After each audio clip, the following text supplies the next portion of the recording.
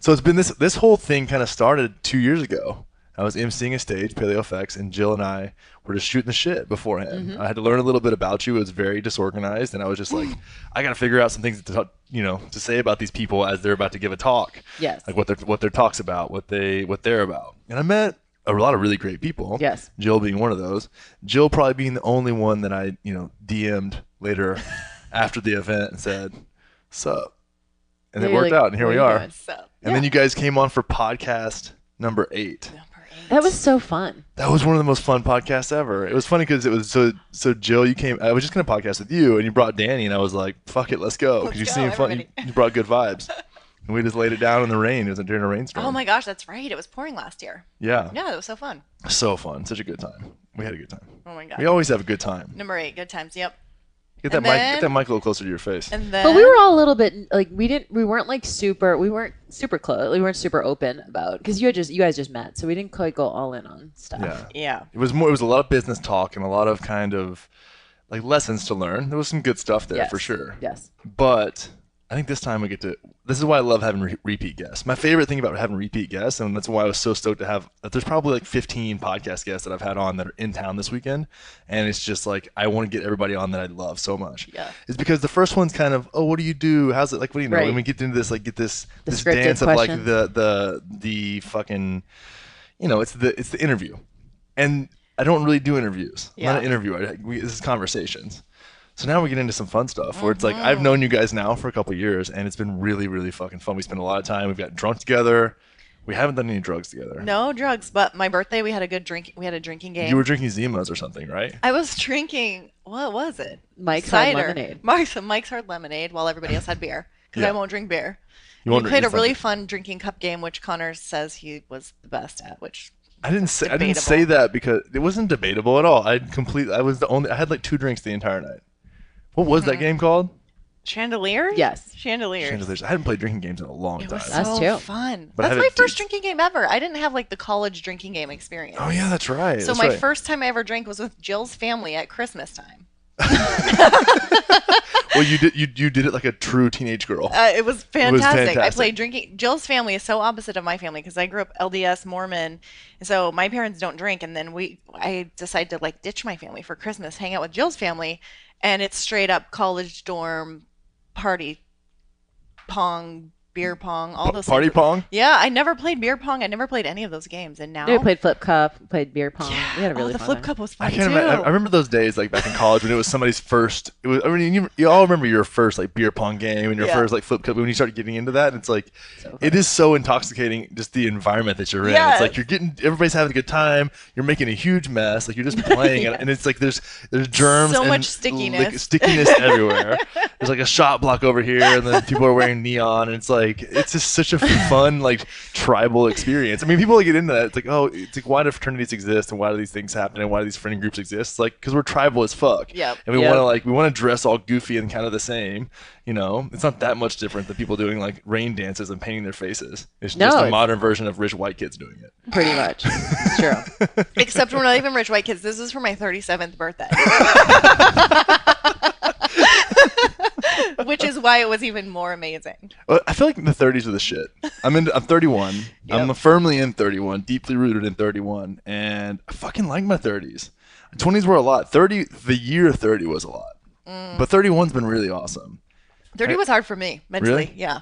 Why? 30, just the idea. I felt like I was supposed to be at a certain place by then. And it was a rough year anyway, but we had just lost our home. And I felt like I was supposed to be like a millionaire already. And I was supposed to have like all of, like a big house and just have my shit together, so to speak. Yeah, I mean, 'Cause, like, Alexander 30 the just Great seemed conquered like this. the world by the time he was 26. Yeah. So if you didn't do that, you basically suck. Totally. I thought that I did. I was like, dang, if I don't have it all together by 30, then I'm basically a big fat loser. And Yeah. then here I'm 37 and I still don't. So I don't know what to say about that. You should just rationalize Well, it. as actually, in, we like, just did a podcast about that. Yeah, we Courage did. to live an unconventional life. Like, Yeah. what do you say when you do feel the pressure of they go to school, they get the 401k, the job, the white picket fence, the perfect person, Like, Yeah. how do you have that conversation? Because you have a lot of people in your life asking you that. Yep. When are you going to settle down? Like, Danny's kind of nomadic right now. And people are asking, like, what are you going to do? Are you going to just keep traveling? And it's like, I don't know. I just had somebody message me today. She's like, hey, did you decide where you're going to live? And I go, no. I did not. No, and that's the thing. People keep thinking that it's funny. People want to know your narrative, right? Like I've talked to you guys. They want to fit you in the box. Yeah, it's like I've talked to you guys about moving to LA. Yep. And I've talked a lot about moving to LA, and I've taken some action in that and like explored it. But it's like I haven't. Like I think people want there to be like some kind of dramatic exit story, and they want to see like now that there's people following this, it's like they want to see me go do the thing, and I'm like, well, let me fucking get my ducks in a row first. Yeah. Well, they want it to be organized. Like they want your life to be just as organized, so they can put you in the box of like, okay, he's settled over here, and I can relax now. You know, it's friends, family, it's people who are well-meaning. Yeah. But a lot of times it's just like we don't know, and actually that's okay too.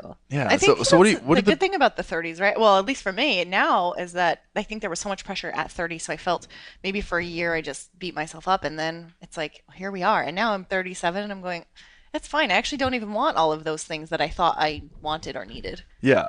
At all. Like I would feel actually really conversation. burdened down if I had a giant house mortgage to pay and couldn't leave, and I had to stay there just to pay the house. Personally, because I'm like such a free bird and love to travel, and I'm here and there and everywhere. Yeah, well, that's fun though. But you you're in there and everywhere.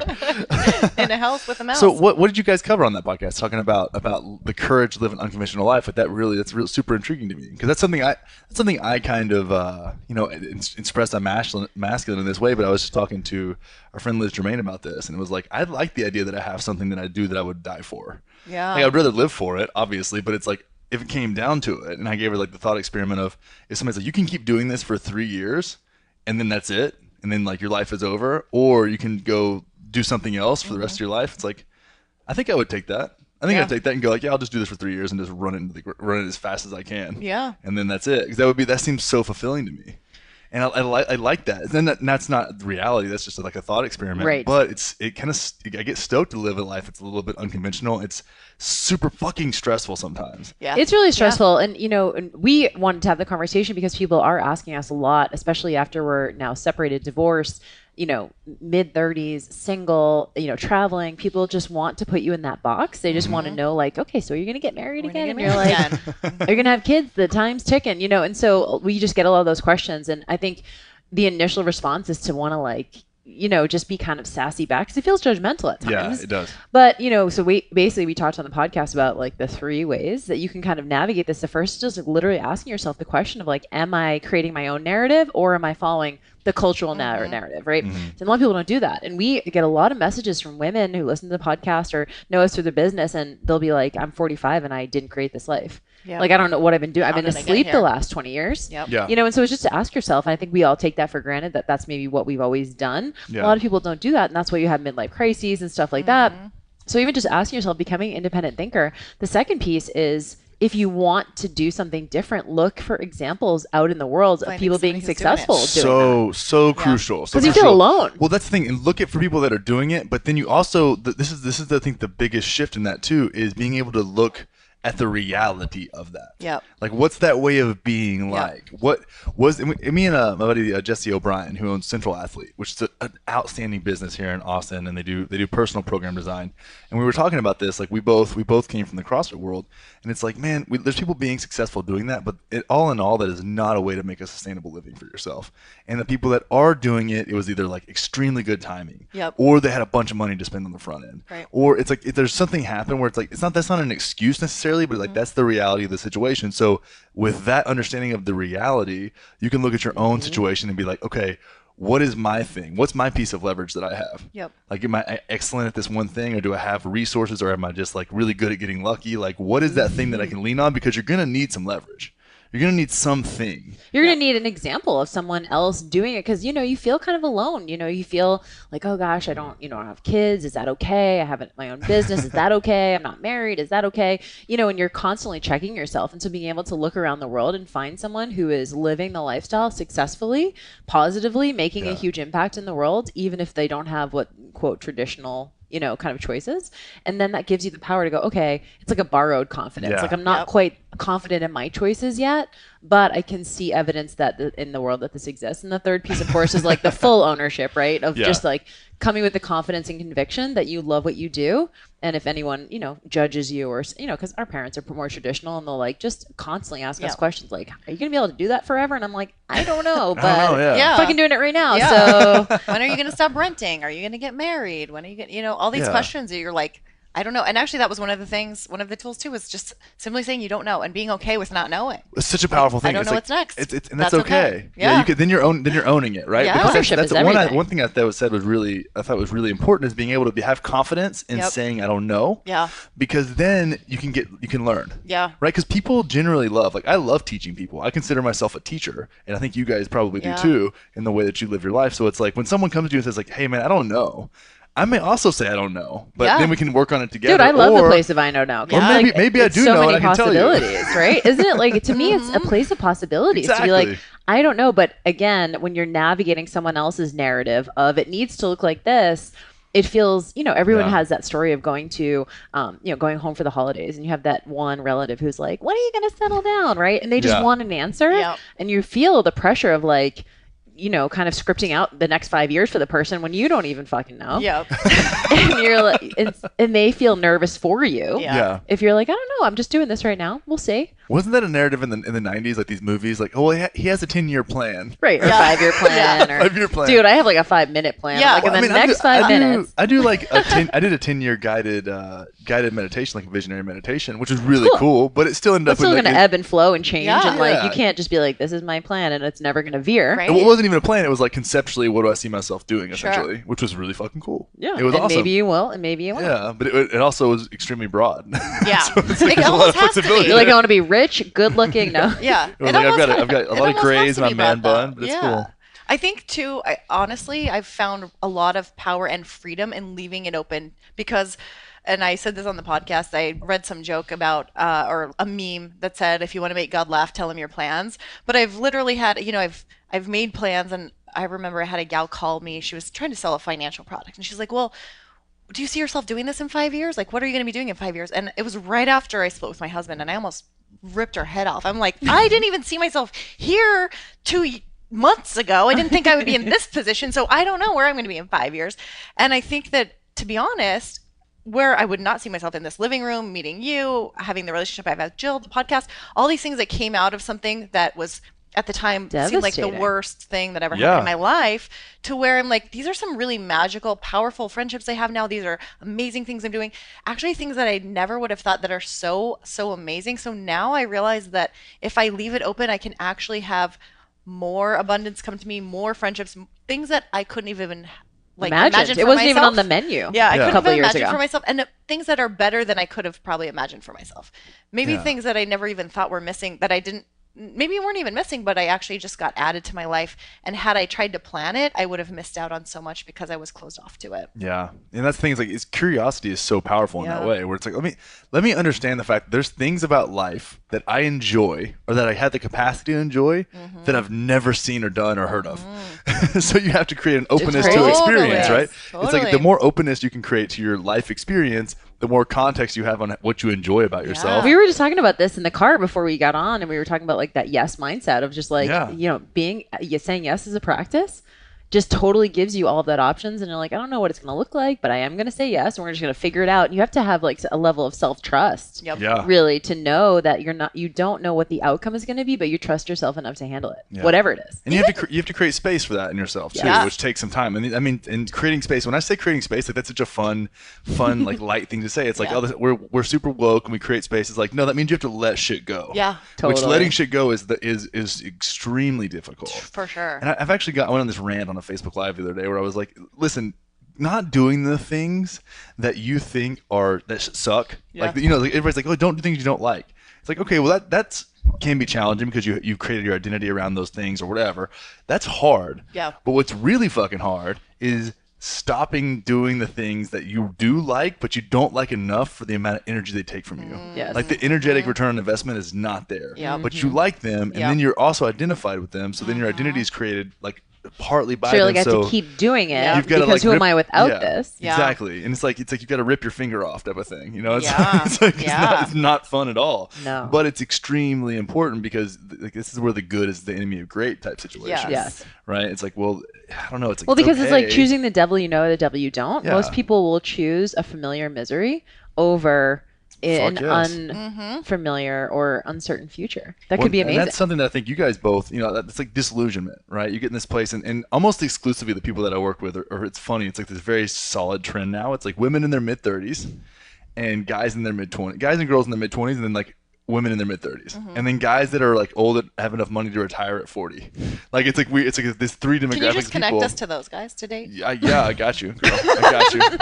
They're all chomping at the bit right now. Like, just go ahead and give me your at that Danny J on Instagram. Thank you. DannyJ.com. At DannyJ.com. Yeah, Danny we'll with a get Y. you the shout out. You don't have to wait for the end of the podcast. Get on there right now. Pause everything you're doing. No, but what the fuck's I talking about? Oh, and it's like you end up in these like phases of life where you get disillusioned, right? And so you're in the job that you thought you were supposed to get after college, and you're like, oh shit, there's probably more to life than this. Or if you're the 40-year-old guy who's got enough money to do whatever, he's like, well, I still What's my purpose? like, what do I do now? Like, all I've done, now I'm trying to systematically create freedom in the same way that I created my wealth, and that doesn't really make sense. Those things are counterintuitive, or they don't really play well together. Yep. And then you get women, and this is where I think you guys can shed a lot of light. It's like women in their mid-30s where it's like, you've got the kids, and the house, and the husband, and the wife, and it's like, and you're like this wife role, and there's something missing. And I think the world that we live in today gives those people, in particular, a really great outlet to create something for themselves.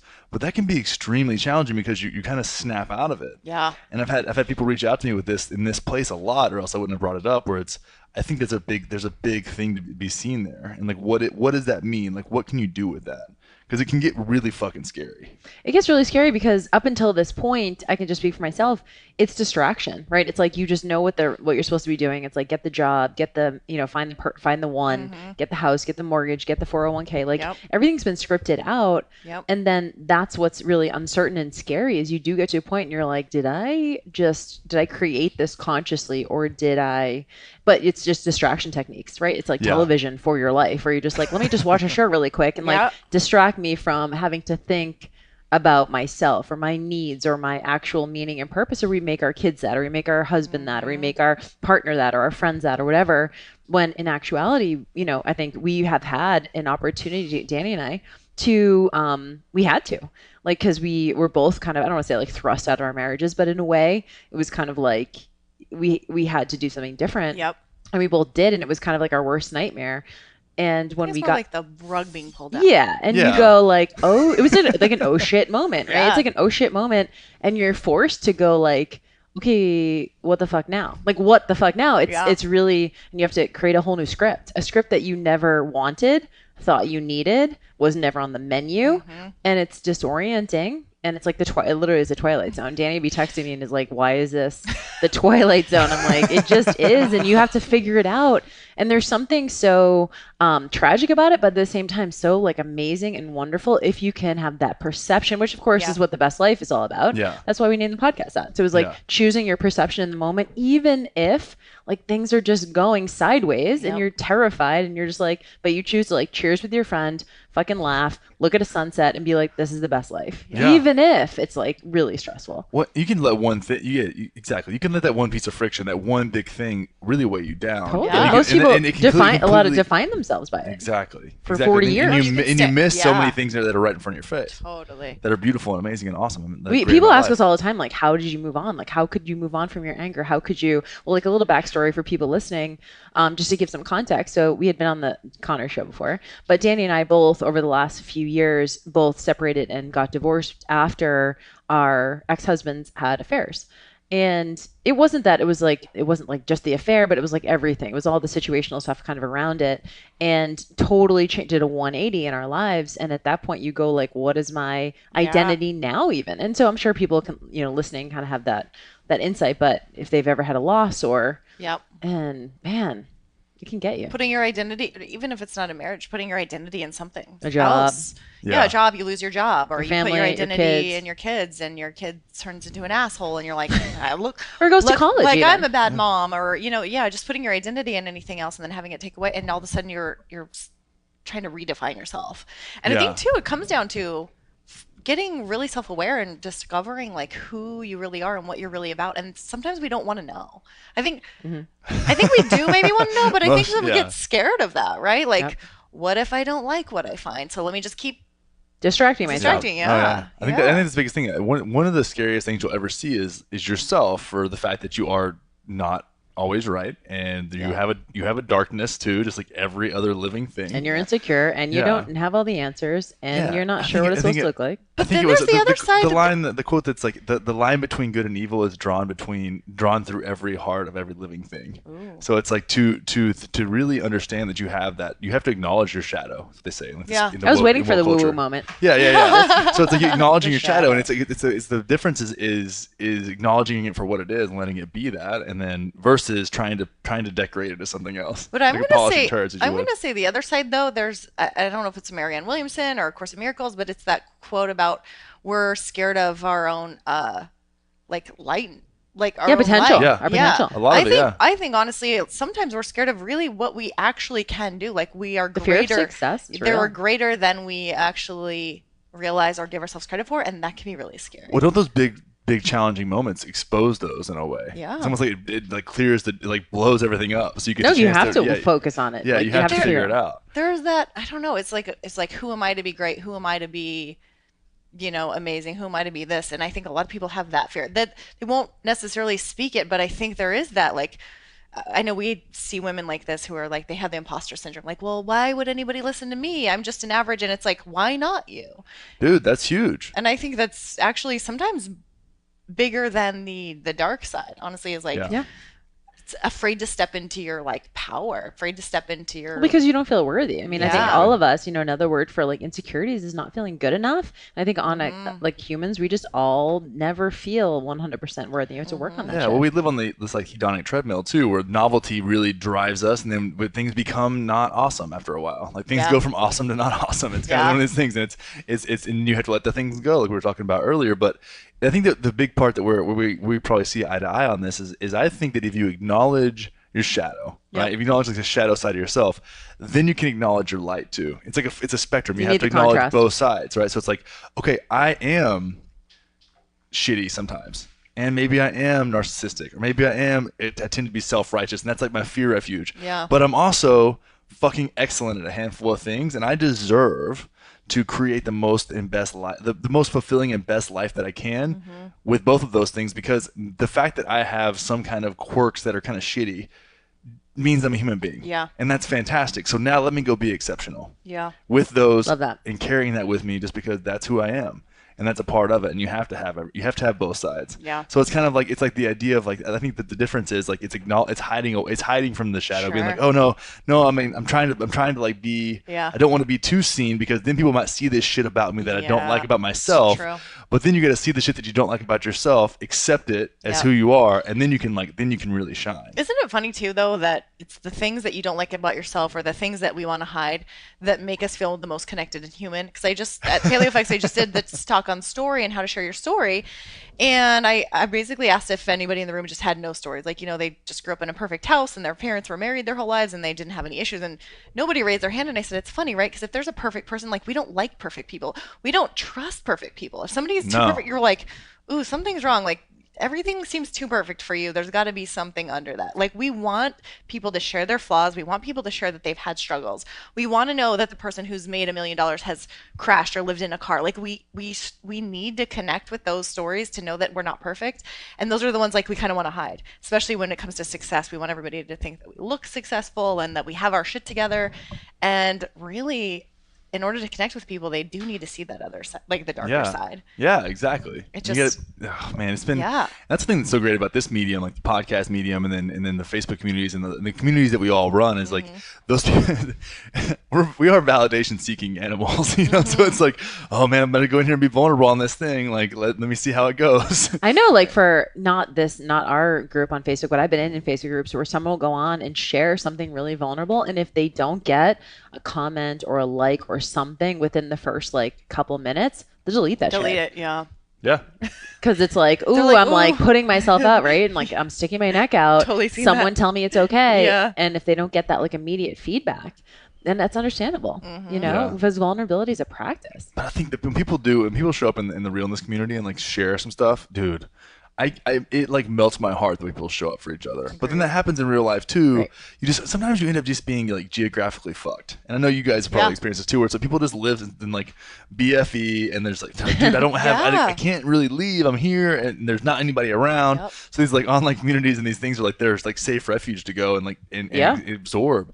And I think I went on this rant about how podcasts are fucking magic, right? If you go back 100 years and explain this to somebody, they're like, that's fucking witchcraft. Yeah. They would burn you at the stake. But we get to have these really fun connections and get to know each other and then express ourselves on a medium that puts it out there. It's so fun. And it's so intimate. We were talking about this last night. We were hanging out with the Mind Pump guys, and they were basically like, podcasting is the most intimate relationship you could have with someone because they're in your ear, right? Like you're on a walk or you're in your car and like you're in the person's voice is just in your ear, and it's like, wow, we're all so close. Yeah. I feel like they know you too. It's awesome. Totally. It's just a great and way they to do connect know people. you. Yeah, That's the beautiful thing about it.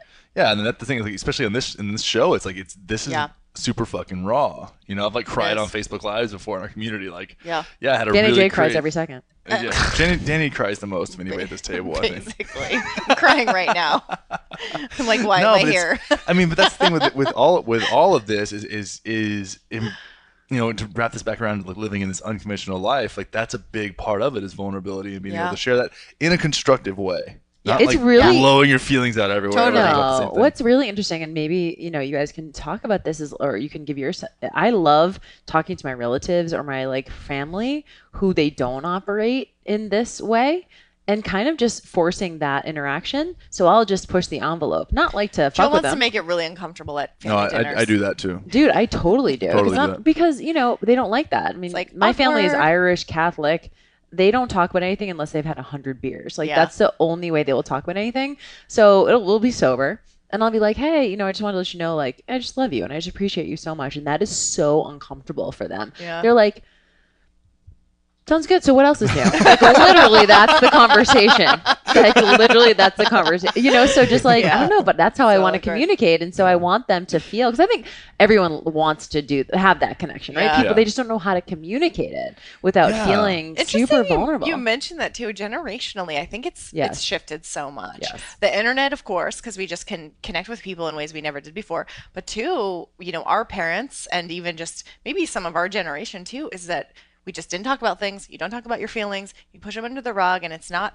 But there's so much healing. And I see so many people coming together and just changing their lives by being able to share something that they kept a secret for 40 years. Yeah. I mean, dude, think about this. And we all do this, right? Like, so I'm running a retreat with Kirsten Asher. And she's fucking incredible. I cannot wait to introduce you guys. But she does this thing called Femme Method, which is an embodiment dance practice that she does. And so we're partnering to do this retreat. And it's like, literally, this is exactly what's happening. People are going to pay us to create an environment where they can come hang out and be vulnerable and connect with each other. Because that's valuable as fuck. And I don't have any problem saying that because that's extremely fucking valuable. And you don't get that very often. No. And it's like, no, we're gonna create this space for you. This is our gift to you. It's like we're gonna create this space for you. Yeah. It's really like non-judgment, right? Too. Exactly. It's like you're gonna come, and that's the whole thing. Like even the lifestyle design practice that you guys encouraged me to do on episode 8 of the former Pleasure Monkey podcast. No, but it's like, listen, man, I'm not a coach. I'm not trying to be a coach, but I don't judge you. Yeah. And I can give you some resources, and I can help you see this perspective. Like, you have all the answers. Yep.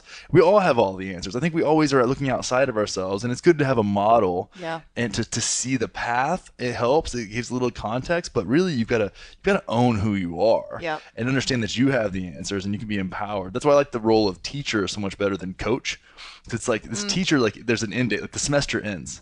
It's like, let me give you as much information as I can for you to take on and develop onto your own. Yeah. Because if I'm a good teacher, I'm a good coach, at some point they won't need you, right? Like exactly. That's the idea. They can do I'm it not themselves. trying to have like clients in perpetuity, like forever. Meeting you every week for the next infinity. No, because you're a crutch. No. For the next infinity. I love that you guys are doing that too, because like you mentioned earlier about somebody living in BFE and not having it. I mean, honestly, we are products of our environment. Our environment is so impactful on how we live and how we think and what we do for work. And so often we get people who are like, I'm around the same people and I went to the same high school and people don't think the way I think. And how else? I don't know how this would have happened 20, 30 years ago, where if you're like, you feel different. I think people sometimes get that, like, I feel different. And then you're like, oh, there are people like me. And the internet has created this way to be able to find people like you and then go, okay, I'm going to go to this retreat somewhere and actually meet these people in person and shift my life, and then go back home to my little town and realize that that's okay. Like I can still live here, and now I feel like at least I know that I fit in somewhere. Yeah. So I think it's so powerful. That's fun. It is. What is the It retreat? gives you context on yourself. We're doing it either late July or August. Do it in August. We can go. Yeah, do it. Oh, fuck that. Everybody July's already booked up. July came at us fast.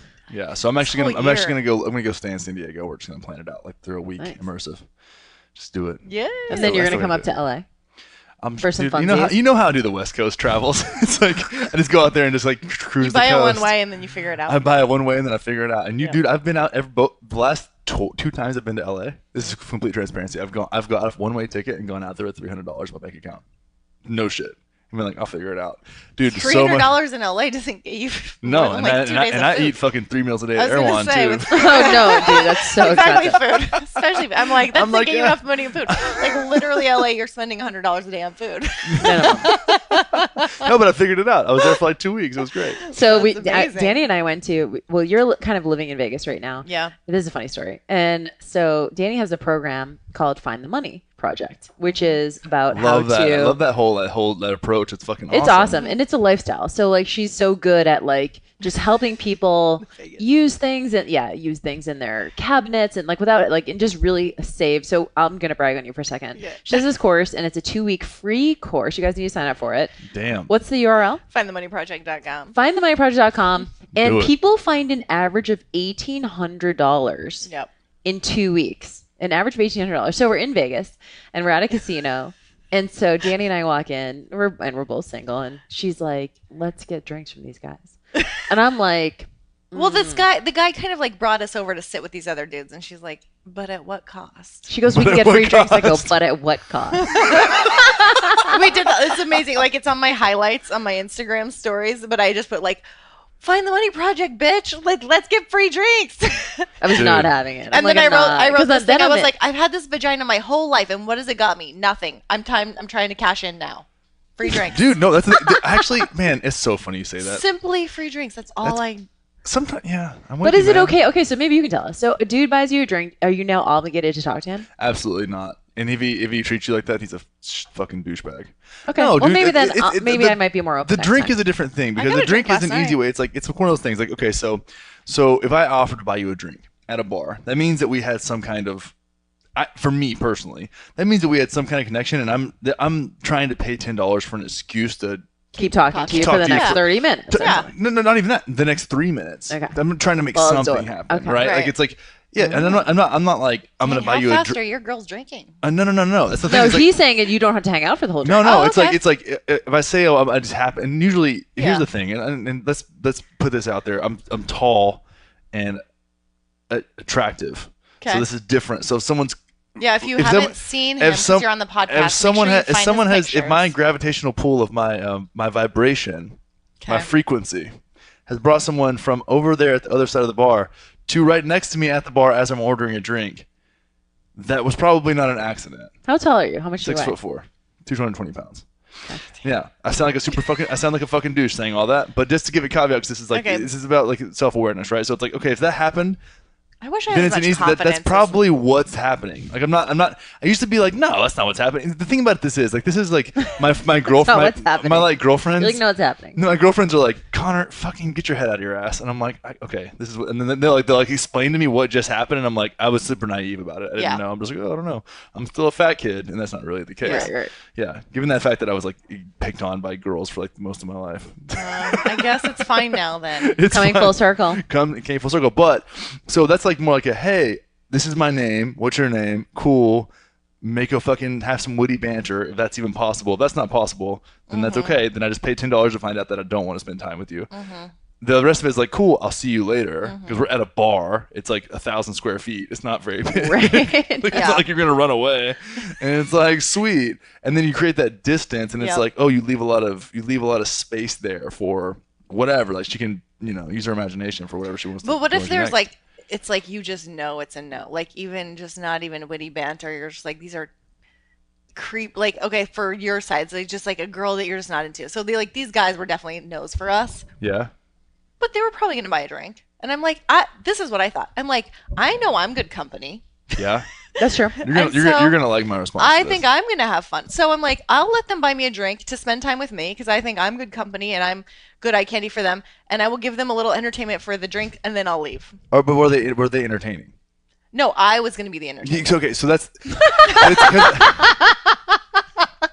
So that's the thing. It's like if that's the case, so it's like I have if something is a clear no and I'm involved in it, that gives me full permission to be absolutely fucking ridiculous, and I take full advantage of being fucking absurd. So that if that was that case, no, like, there's nothing to lose. Yeah, Danny goes all in. There's nothing to lose. Like if I was there, she fucks with them super hard. Yeah. Exactly. So that's valuable for you. You get a drink. It's not like you're like suffering through like, oh my god, this is so gross. I would be entertaining myself even. Yeah. So I was like, come on, Jill, let's just take the free drink for fuck's sake, and like let's entertain ourselves because this will be a good story. It'll be a good story, and that's the thing is like I've gotten myself in so many fucking crazy situations. Because I'm like, it'll be a good story, and I'll do. But nowadays, like, I know we have a hashtag. Yeah, for the story. Do it for the story. Do it for the story, and that's the thing is like, why not? I mean, I'm getting to the point now where I say why not less, but like, especially when I was first out of a relationship, it was like, well, why not? Why not for everything? Yeah, we have to do it for the story. Like, not even why not. We're like, we actually not why not. You have to do it because there's got to be a good story we can't hear about tomorrow at brunch. Of course. Exactly. There's a lot. You have a lot. So, speaking of connect, like we're all so, and that's the thing, we're connecting beings. Like we love connection. We're like we essentially live in this like network of connectedness, and I love that. It's like a web almost. But it's funny how much I thought about this lately, and this is getting through like a really intense relationship, and I'm like 6 months or 5 months outside of it, where I have enough space to like kind of look at it and observe it, and it's like, man, I feel like these relationships are almost like filters. Like I give fucks about less things after each one, but there's so much more alignment with who I am, and it's like how much different does that dating game get? You guys are a little further along in the 30s, not much, a little further along in the 30s than me, and you guys have had really strong committed relationships. Like what is the dating life like as a woman out there in the game? Besides 24-year-olds hitting on you at the bar, shouts to you guys and the 24-year-olds for fucking having the balls to do that. I think we wrecked his life though. What'd y'all do to him? Well, he was like, do you have any advice? Like, he was basically like, do you have any advice for me? And I don't even remember because I was drunk. He asked for feedback? Yeah, but then I said, do you have any, like, he was asking for life advice. And I go, do you have any advice for us? And he was basically like, he was basically telling us, like, we should find the one and, like, settle down. Like, he was really romanticizing life. Yeah. And then we're like, well, we've done that and we've been divorced. And he's like, do you mean to tell me that I could find the one and have a family and have a relationship? And that, because he goes, did you see any signs? Because we said we had our divorce and affairs. Yeah. He goes, did you see any signs? And we're like, no. No Like, signs. Everything was good until it wasn't. Yeah. And so he was like, do you mean to tell me that I could be married and have this and for 10 years and then all of a sudden it'll change? And we're like, yeah. Yeah. Exactly. And then he left and killed himself. He was, he basically. And then he jumped off a fucking bridge. His entire bridge. face was like. He was like, well, I'm like, going to go nice talk to to you. girls my Bye. age now. Bye. That's the perfect thing. That's the perfect exactly what he thing. said. No, that's the perfect But thing. Where we're like, it's but like, it's yeah, true. that can't happen. And we told him, we're like, we're not saying don't get married. We're like, No, we do loved it. our marriage. Loved We it. love and like go No for it. regrets. But we're also saying that it can change and you don't know and you can't plan for it. Like Dude. back to the like you can't plan for it. Holy shit, I feel so strongly about this. And this is something that I don't feel that strongly about a handful of things. A couple things I feel really strongly about is I fucking hate Walmart. Number one. Wait, why? Unrelated. I love Walmart. I think The Walmart's- prices are so good. That's you can why. find everything. You can get a bicycle and Listen, tampons in the same store. That's the problem. And your tire change and groceries. Yeah, exactly. Walmart's That's amazing. the problem. You And should have to go to multiple places to do Sam that Walton's shit. story is amazing. He's got an amazing story. Walmart. You know what? Power I'm to not gonna have Walmart. this conversation Hashtag with you right Walmart Find the wins. money. now. No, dude. Find the money. Okay, anyway. Anyways, so now that we're not friends, but go I ahead. think so fuck you. But anyways, no. But that, and then it's the fact that what you said is absolutely spot on. Where it's like, people want to put me into a box all the time. It's like, Yeah. oh, you're into poly, or you're into open, and you're into this, or you're monogamous. I'm like, listen, fuck all you guys. Yeah. I'm gonna do me, and me and this other person. Fuck all y'all. Fuck all y'all. Me and this other person are gonna decide whatever the fuck we want to do. Yeah. And then we're also going to accept the fact, and this is what I'm going to try and bring into create in my next relationship, is like, we're going to change. Yeah. We're going to change a lot. Yeah. And we're probably both out there doing things that are both kind of seekers in a way. And you're probably more grounded than me because I'm fucking out here. But we're going to change, and this whole thing's going to evolve. So the thing that we create is going to evolve and change. So for me to say that I won't do something or I will do something or I'm always going to be this way is just really fucking naive. Yeah. So it's like, why don't I just embrace that and go into it? It's like, so then I don't have that feeling of like, oh, this isn't the fucking fairy tale they promised me. It's like, that shit does not exist, bro. Yeah. That's why they don't go past the falling in love part in fucking Disney movies, man. Yeah. Dude, it was actually really funny. So we had this conversation with, you know what I'm going to say, right? So we're talking to this guy and he goes, do you guys want kids? And we're like, and we go, no, we just not. We never wanted them. You Don't have a want sweet them. dog, though. Yeah, no, she's the Pip's best. the best. Hashtag. We miss No. her. Yeah, Pip the Pomsky on No, Instagram. I'm gonna cry. I'm thinking of Pip. So he was like floored that we didn't want kids. Like he goes, you know, you're getting close to 40 and like this, that. And then he goes, well, what about 20 years from now? And we both cut him off because we knew he was going to say. Yeah. I go, no, we're not going to regret it. And he goes, what? And I go, regret is a choice. And his head exploded. Dude, blood everywhere. This kid is never going to be the same. No. What, like 3 times? And Jill's like, regret is a choice. And he's like, what? And she's like, regret is a choice. I go, write it down on your phone and remember that cougar that you met like 10 years from now. You are kind of a coug. that I said regret is a choice and you're going to get it at some point. Like you'll understand that concept. Oh my God, at some it's point. so funny. I remember there's a girl of mine, really good friend of mine, who we slept together for the longest time, and we were friends, and it was like, as per usual. That's my MO. Really good friend. We fucked for a while, but we're friends. For a while, as in like years. On and off. So anyways, and I was like, but anyways, feelings inevitably happened, right? Yeah. And I remember saying like, listen, I know it seems like this is a good idea at the time, right now. In 2 years, we're still going to be friends, and you're going to remember that I told you, like, you're going to be glad this didn't happen. Right. And then I remember it was like 2 years from that conversation, she was like, you were so right. Oh my God, I'm so glad that didn't happen. And I'm like, see, now you have this awesome fucking boyfriend and this really happy life, and that was never going to happen. And the thing that you wanted was just outside your reach because you didn't fucking need it. Yeah. Totally. Well, to answer your question about dating now, it's interesting because Jill and I both, before we got married, we were in like relationships. So I've been single since I was 18. Yeah, like we're boyfriend for 2 or 3 years, boyfriend for 2 or 3 years, boyfriend, and then husband. Yep. So we never dated. Like we didn't date as we date today. And so, I had heard of these like horror stories, dating is so terrible. But I went into it with I started dating when I was still separated. So I wasn't divorced yet. So I didn't have any expectations. You're a savage. I didn't have any expectations of finding the one because I actually knew that it was more of a distraction, and I kind of wanted to see if I had game, to be honest. I'm you're like, shoot, oh, the landscape is different. I'm like, do I still got it? For the like, record, Danny has righteous ass game. I was like, is anybody gonna? I mean, honestly, this was my thought. I've been married for almost 10 years. I was 35, and I'm going, what if nobody likes me? Like 7th grade feeling, like what if no boys like me? So I'm like dating just to like make sure I could get some guys to like me, and I'm like, oh, okay, this isn't so hard. Not that hard. But it was it was just really like, for me, more entertainment, more distraction. And now that I've kind of gotten that out of my system and I am divorced, I'm just like, when I'm ready, but I'm not looking for anything. Being single now, the difference was I was always looking for the one, and now I'm not looking for the one. I'm just looking for fun, the next entertaining night. Your and next story. ex-husband. I'm looking for my next. Yeah.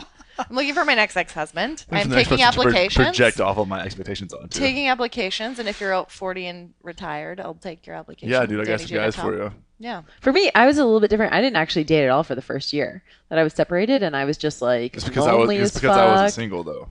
Yeah, she was waiting on Connor. Did I meet you? I met you during that year. Yeah. When I was like low key, I just was out of practice. So I literally went on. It is a practice. Dude, it so is. I had to get, because, especially because the last couple of years of our marriage they were heavy. They were serious and they were heavy. And I just forgot how long were you married for? 10 years. Okay. And I just forgot to be fun and flirty and easy and light. And I just gotten out of that practice. Mm-hmm. So I just did I went on a couple beta tests. Hi, just so you know, this is my beta test date. Just to see if I can actually be in the space of fun and ease and flirt and whatever. Yeah. And so I didn't really do that for a full year, and I was just lonely as fuck, but I had to go through that because I hadn't been alone since I was 18, and I was kind of I don't understand who I am outside of a relationship. Mm-hmm. And then I dated pretty hardcore for about a year and a half, and just 3 people at a time, just really getting Jill that practice back. Yeah, about a year and a half ago. I actually remember coming down to being hearing y'all stories, and I'm like, damn, y'all are so back to back. We were 5 nights a week. She would do she'd do happy hour with someone, then go to a dinner date with a different dude. Yeah, find the money. We went to Australia. Australia. We flew there. I had Bumble. I literally money. before we You got think off it's a the joke? I told you it's a lifestyle. before we got off the plane, I had a date that night. Australia was swiping while we were waiting to deplane, and I was like, "Hey, I've got a date tonight. I'm ready to go." No, that's savage. I mean, it's cool. It's good. It's good. And then you kind of like find that like middle where I feel like I'm actually kind of ready for I'm ready for a relationship again. Yeah. So what are the few things? I mean, I'm assuming it's just like only it's a handful of things that are really, really valuable to you when you meet someone. This usually it's a similar thing with friends and connections in any way, but there's like this different flavor of it that's in a partner. Like, what does that look like for you guys? I loved what you said earlier about like each iteration, like each relationship you have, like you get a little bit more clear on like maybe what you want, what you don't want. And so for me, having an ex that was in my same industry and we did the same things and we talked about business a lot, I actually would rather, that's not really as important to me anymore. Before I wanted to be like a power couple. Now I don't think that I really want that. I want someone who, has a great job and is interested and is ambitious in their own way, but it doesn't need to be in the same ambitious way that I am. Yeah. They have to be driven. They have to be confident.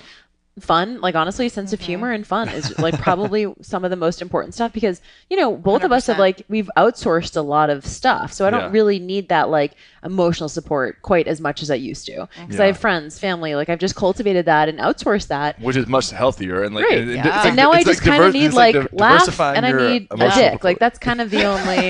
You need to like Brian but hopefully not in the same, like you don't want the dick to make you laugh. No, that's never a good. If you're laughing at their dick, that's not a good one. So, oh my gosh! So I slept with one of my friend's sisters once upon a time.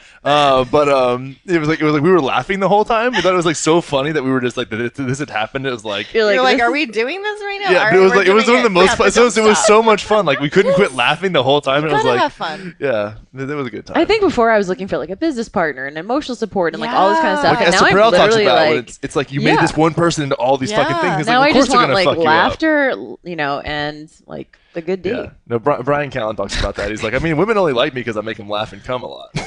That's who is it? Is he single? Brian Callen. No, he's not single. No. Of course, that's all we need: laughter and coming. I know that's two of my superpowers. That's actually true. Actually, I can just say that, Jill. Yep.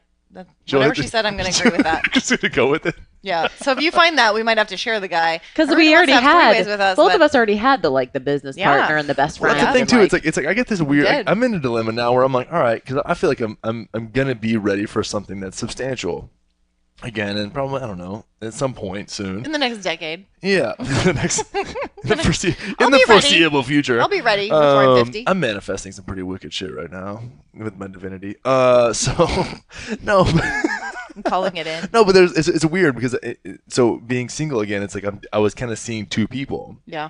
And one was in one world where it's like she's doing her personal thing and she's like developing this and it's like a modeling actress type thing, which was really kind of similar to what we're talking about here, where it's like you're creating a personal brand, if you will, and you're selling that essentially in some way. Yeah, so you guys are talking about media, like that. That's the kind of stuff that you're just gonna be like. We've been on dates and people are like, "Can you help me with my YouTube channel?" I'm like, bye. I'm literally like, bye. No. Exactly. I don't want to fucking talk about business. Exactly. And so it gets weird because in the last relationship it was like so much like I'm not trying to fuck with somebody who has a personal brand right now. Yeah. But it's like then you have like the waitress over here who's like, I don't really have my shit together, but that's okay because I like decided not to have my shit together because I want to enjoy my life. And I'm like, okay, so the weird thing is because when you're in this place of putting it out there, sometimes it's nice to not have to like put it on. Yeah. And it's like, oh, I don't have any pressure to be anybody besides just whatever the fuck I need to be right now. Yeah. I actually, if they don't have social media, it's points. Oh my God. I get to a point now, points. especially after my last relationship, where I was like, if you have over 1,000 Instagram followers, like I'm not fucking with it. Which is that's like not even, that's like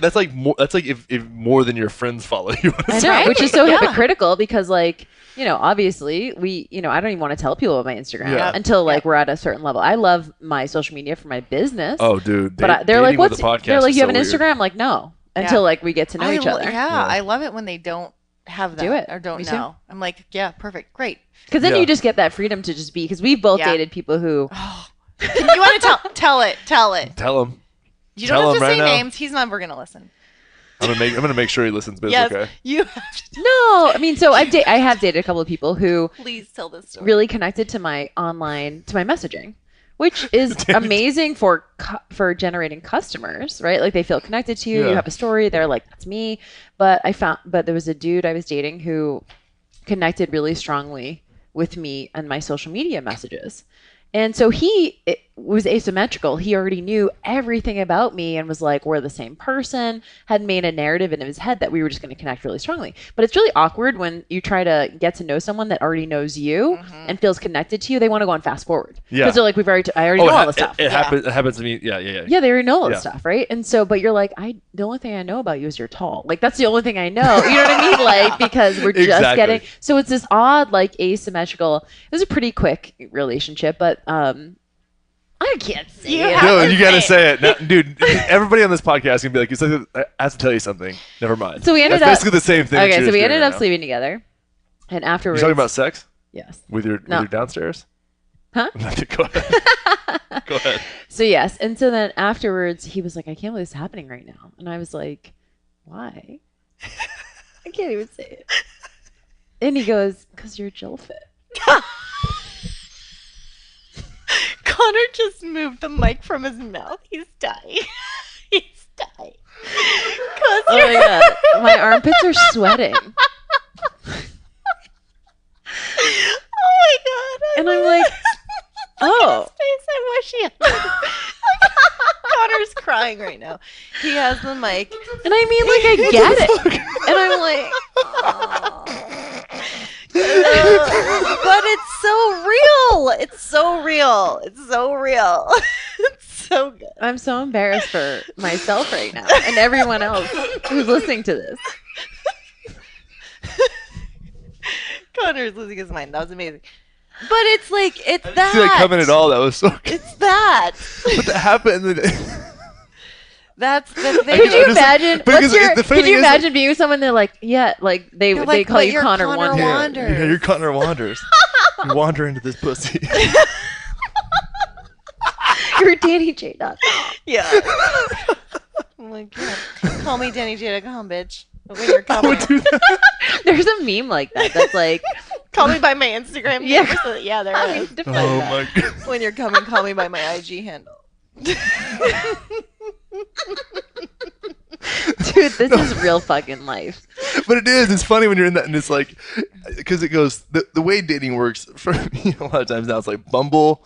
Yeah. And they'll find your Instagram, because if you're not creeping on someone's Instagram at this point, it's like.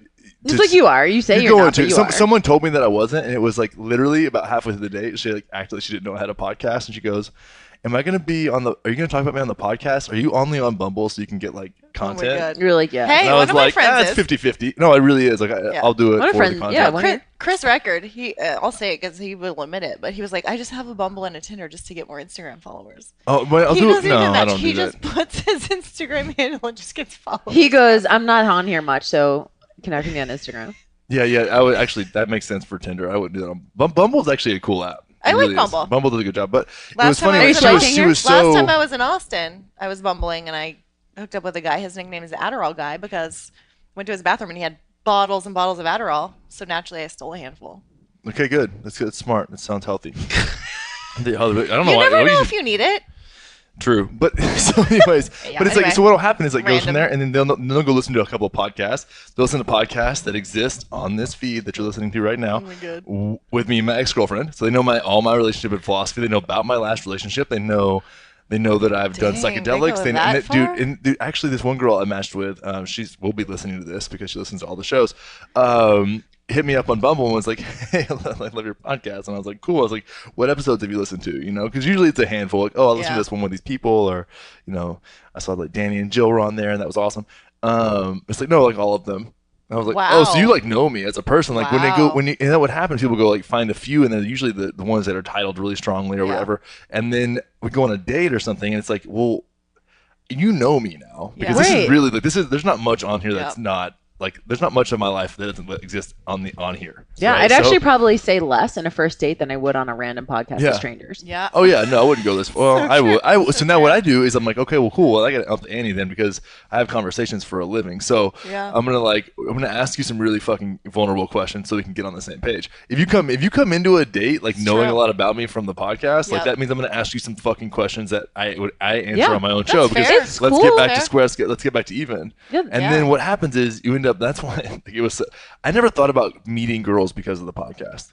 I didn't think about that honestly until it started happening, and I was like, oh wow, this is very strange because the thing is like people do know what they're getting themselves into, so like there's already like a fair amount of sorting before you meet people. So or at least they've sorted. Yeah, they've decided like I'm like either about what this dude's about. Or not. It's pretty fucking clear. That's interesting. Yeah, it's really fun. It is. It's like a little pre-screening, and I think that's the problem. That's the only problem, right? It's like it's great that they know you, like saves us time, but you don't know them. Yeah. Well, there's that, but then they also if with Instagram gets fucking weird as you go in there and it's like, well, they look at like the writing that I've done or whatever, see pictures and it's like, well, that's not my real life. Like that's Instagram. Like I do the best I can to like represent myself well there, but it's like they correct this, like they start constructing a narrative of who you are before they've actually met you, which is super fucking weird. Which everybody does, but does with less information. It's like dating nowadays is fucking crazy. It's weird. It is because you can. There's some meme too about like you fall in love with somebody, have a whole relationship with someone before you even meet them, break up before you've even met them just from following their Instagram. And that's why it's definitely happens. That's why it's so nice to date girls that have like 600 Instagram followers. Yeah. It's like, who are never on. Yeah, because it's so true. I mean, it's so true. It's easy to just go through, create a story, decide what your life is, how it's going to end, and then you've already had the relationship and ended it before you even met, and you're like, okay, what just happened? But yeah, I love it when I like to date people who aren't in that space. Yeah. Interestingly enough. I don't know. I think it's either all in, like you're in it. Yep.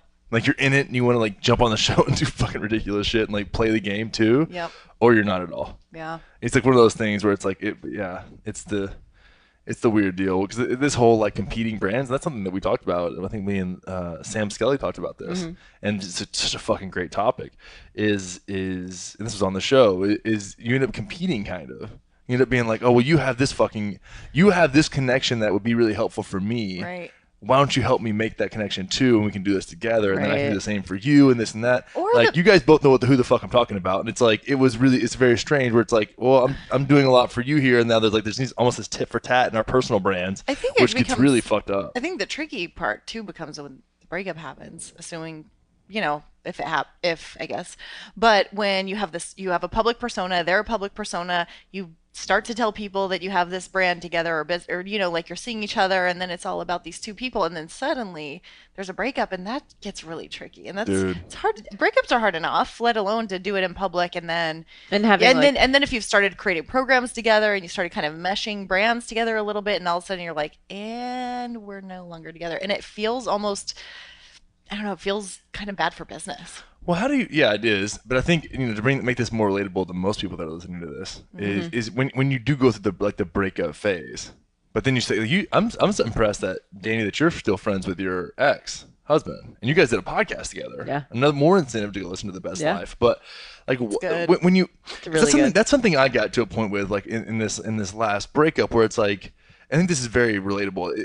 It's like I got to a point where I was like, oh, you know what? I'll try and we'll be friends. We'll be cool and whatever. And then get to a point where I was like, you have one more chance to fucking piss me off, and then I'm just done. I'm not mad at you, whatever. I think everyone goes through that phase, right? And like, I'm not like immediately like, we want to be best friends. You have to go through like you have to not talk. Yeah, you have to. You do. You need to like cut them off a little bit. They need to cut you off, whatever that looks like. Go live your separate lives, figure it out.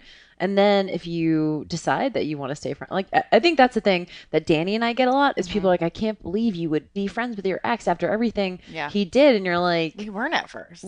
Not only we weren't, but like at the same time, it's like there's a lot of joys in the person that have nothing to do with like what you're missing is like, I derive tons of joy from that relationship. Yeah. That's not romantic. Like, we still go, we talk business. Jade and I probably go to dinner once a week or once every 10 days just to talk business and to just talk personal development stuff because we just connect on an intellectual level that I'm not getting anywhere else at this point, so. And I've seen you guys interact and it was very genuine. It wasn't like this forced interaction. No, it's just really, I didn't even know who that was whenever I met him. I was like, oh, this is just fucking some dude. Yeah. Like, he's awesome. He seemed like a really cool guy. Yeah. Yeah. And that's the thing about affairs that gets very strange too. Is like there's always something there. Well, you know? not. And we don't have to talk about it too much on this show because I know you guys have that. You do like a little bit of the tell-all on y'all's, but Yeah. There's a time though. I think there's a time in a breakup where you do need to cut off all of the connection because there's just, you need to find yourself. They need to find, and you have to find a new normal because there's like that. I remember my breakup with the guy I was dating before my husband, and I used to, every single day after training, I would text him or call him like 3:00. And so suddenly it was 3:00 and I'm like, what do I do at 3:00? It was this weird thing of like, what do I do with my hands? But, exactly. but you get in the habit of like having this person. And so you have to go through this place of, and I could have just continued to do that, but that wasn't going to really be able to have a split because it was my choice to end the relationship and he didn't want to. So I needed to cut off. But I think there's a time and place of when you might be able to be friends. And you don't have to be. That's the thing is, I think sometimes people take what we say to mean they should, and they go, Jill, well, you don't understand. My ex was abusive and this and that. And I'm like, I would never assume to know what you should do. But we want to make sure that like we're just giving you all the tools and all the angles to decide that in a way that is not. Here's the problem: like positioning yourself as a victim. That is where, you know, regardless of what happened, where you can just stay in that victim place and you're not friends on principle because you want to maintain your anger and your hurt, and that feels fortifying in some way. Or like, are you not being friends? Like, what reason is it? Or are you just working through your own shit? And I think for both of us, once we work through our own shit, you know, and at least for my ex, he did a little bit of a 180. Like, he completely took responsibility, changed his relationship with honesty, and really, truly showed me I could trust him again. Because every single time I asked him a question, he answered it honestly. And that was like what it was taking. And I trust him that, you know, I know everything that I ever wanted to know. So when we did the podcast together, and literally I was just like, so how did the affair start? Like, this literally, we just got into it, and people were like, were you so nervous at that podcast that he was going to say something? And I was like, no, because we've had all the conversations, a million conversations. There was nothing that he could have surprised me with. Like, if there was, we wouldn't have done the podcast. Yeah, and that's the thing too. It's like I keep having this idea of like having a breakup podcast. Or I did before this, and I'm like, yeah, we'll get on there and whatever. I'm like, dude, there's no way I could be genuine. There's no way. No, and it's not always right, and the timing's not right, or. And the timing in every relationship, you know, it could take 6 months. It could take 12 years. Literally, the guy that I was dating before my husband just reached out to me on Instagram. We haven't talked for 12 years. And we started kind of chatting on IG DMs. Like, he just got on Instagram. I don't know where he's been for the last 10 years. But you know, like, we're talking a little bit now. And he was bringing up stories that I forgot about. And I was like, it's cool. And I feel like, okay, we're having a nice conversation. But I didn't need that for the last 10 years. I didn't miss it. And also, maybe he couldn't do it or I couldn't do it. It didn't matter, but there was no reason for us to be in each other's lives. And so people are going, well, how can you be friends with the ex? And it's like, sometimes it works out, sometimes it doesn't. But it doesn't, you know, you don't necessarily have to cut people out of your life because of one thing. Let's talk about this. This is a little bit juicy. So say you are friends with your ex. Yep. And you get into a new relationship. Yep. And the person is not okay with that. Ooh, that doesn't happen yet. Here's what I feel.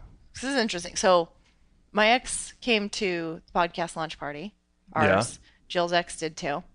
And he, I guess, was seeing this girl. He told me after that, and he didn't tell her that he went.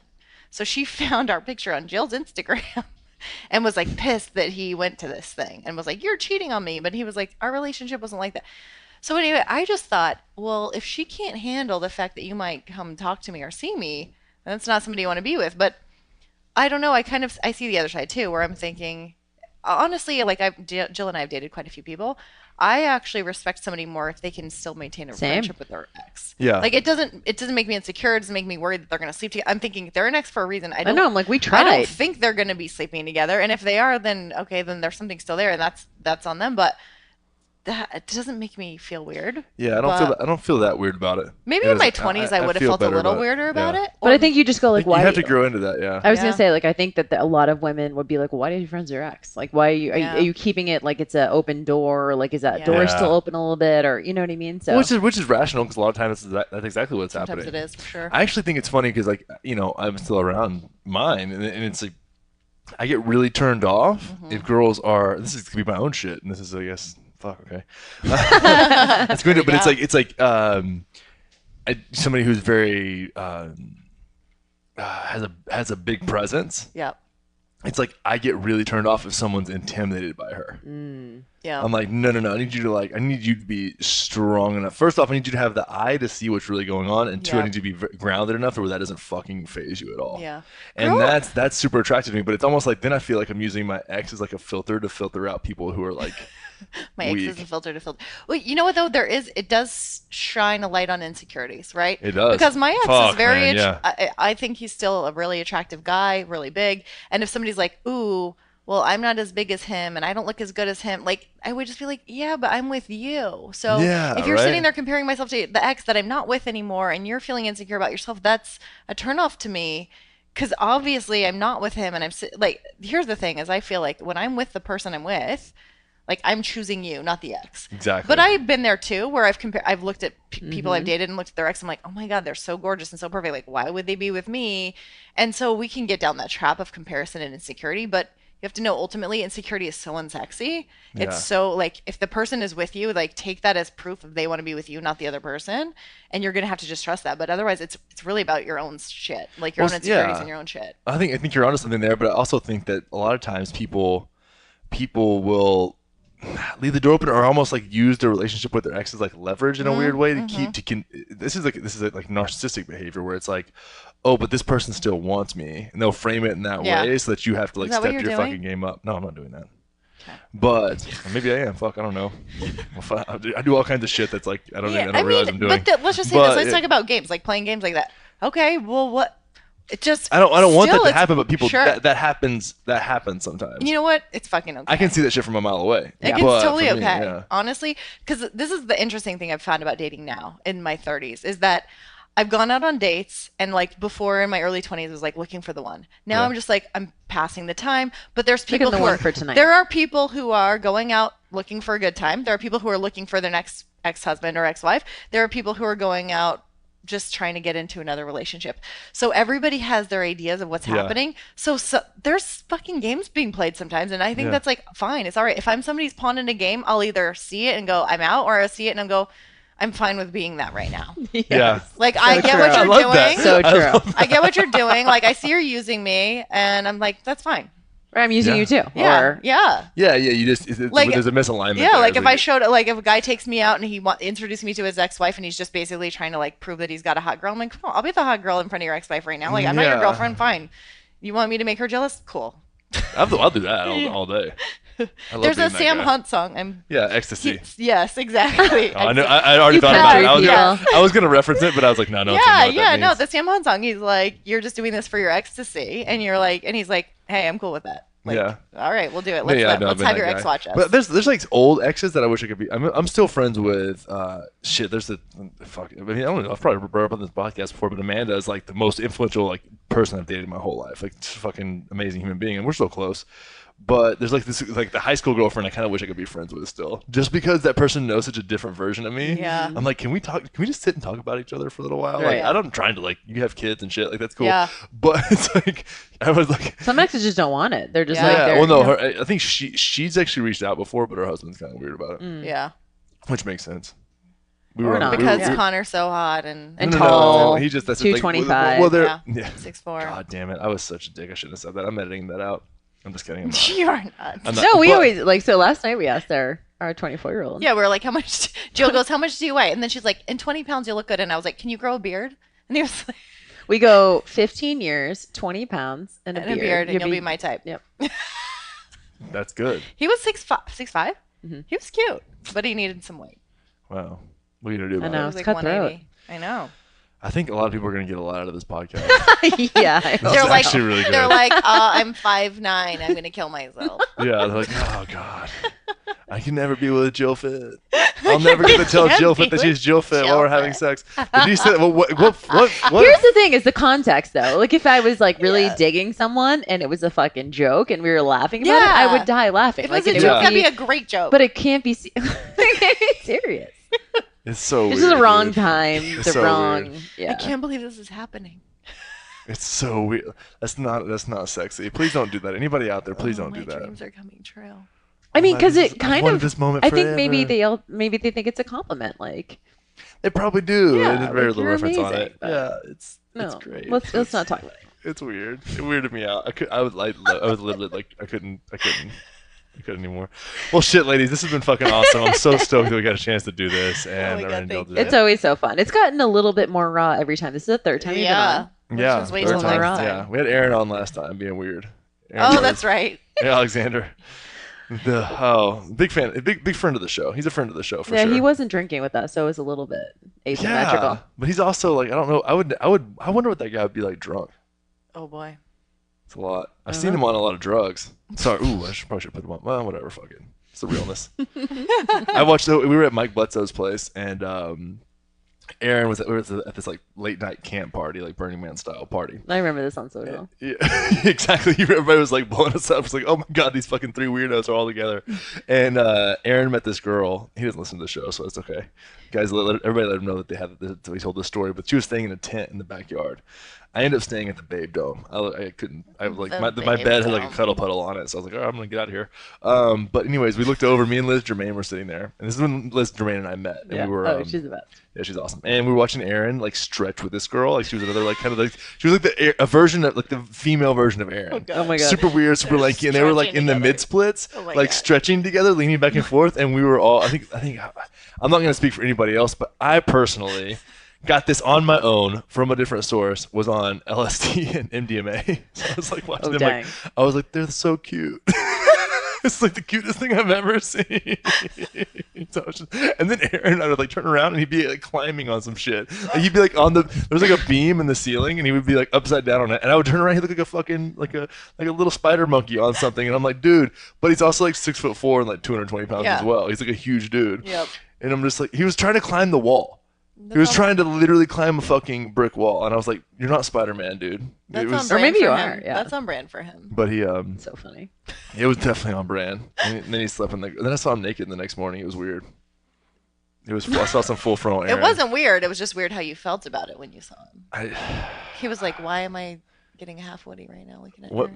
He was, because I was looking. He enjoyed me watching him. Yeah, I think Aaron and I have this weird thing where we both think the other one wants to sleep with the other one. I know, and we think you guys both want to sleep with each other. I don't think so. I think you do. I don't want to at all. Not even kind of. Even on drugs. Like we've talked about having a threesome with one girl, and I'm like, it just doesn't. I can't. That's how we felt. We get that. We get propositioned. We get propositioned constantly. No, not bullshit. No, we always do. And we're like, we don't want to sleep with you. Jill's hot. I mean, she's hot, but I don't want vagina in my mouth. Why? No, I'm like the most heterosexual person you've ever met. Yeah. I believe that. I believe that. Well, this took a turn for the weird at the very end. Perfect. We finished it off with some weirdness. And on that note, imagine me and Aaron. Yeah, no, that's not the thing. Everybody thinks that though. Everybody thinks it. Same. It would be hot. I would definitely, if it was like a porn, I would definitely watch it. I would too. I might even pay $2.99 to watch it. Yeah. Up to. Do people still have to pay for porn? I think you have to pay for good porn. I would pay up to $2.99 though. Like in the app store? No, like on a encrypted site. That they don't have the name porn memberships on your like credit card. On your credit card, they don't say what it is though. As long as it's like a tea factory or something. Yeah. Where can everybody find you guys on social? DannyJ.com, DANNY like a boy, and obviously JillFit. JillFit. Would you just slide in Jill's DM and be like, "Are you JillFit?" Oh my god! But we're also at the Best Life Podcast on Instagram. And the Best Life Podcast is the place to be. Yeah. Dude, the Best Life Podcast is so hot right now. You guys were sitting here like, oh, I think we're going to make a podcast. I'm like, fucking A, finally. Yeah. Get this shit out there. So go listen to the Best Life Podcast. And don't only listen to it. Listening to it is like just kissing. It's like, oh, it's cool. No, binge it. But you need to go ahead and hit that subscribe button and leave a review for our homegirls over at the Best Life Podcast. It's actually really good. I will say this. Like, Joe and I were just saying that we were listening to ourselves today. It seems narcissistic, but I don't like watching myself on video. I said I was tall and attractive earlier, so you're fine. It's good. I'm like, we're listening. I'm like, we're really good. And maybe, I don't know, it's interesting because I thought I would not want to hear myself, but I think we're really good together. No, you are great. It's great. And the shows that we've done together have been some of my favorite of all time. Yeah. So I'll hit you guys. We'll get intern happy to make you some dank memes just like always. And love it. I'll find some sexy photos of you guys. And, awesome. Oh, God.